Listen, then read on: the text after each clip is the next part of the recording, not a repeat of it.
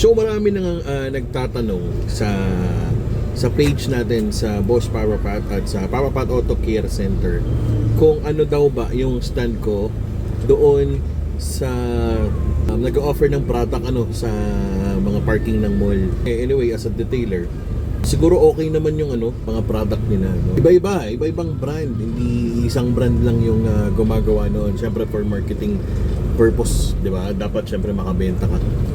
Hindi tayo against sa kanila, pero for those who's selling products na ganito sa merkado, lalo na sa mga parking lot, not all of the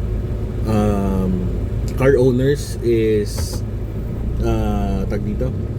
may kaalaman pagdating sa mga ganyan. So as a detailer, as a seller din, syempre we should be responsible for what we are selling to our clients, and i-explain lang natin sa kanila yung mga ganong bagay para hindi dumating yung point na sila ay magsisi, maging masama yung tingin nila sa detailing industry. Ayun, so once again,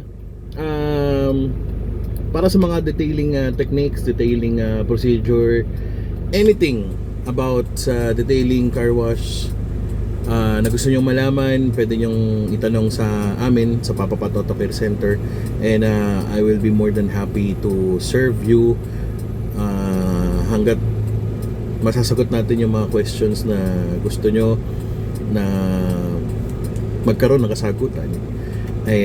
Gagawa natin ng paraan. Yun.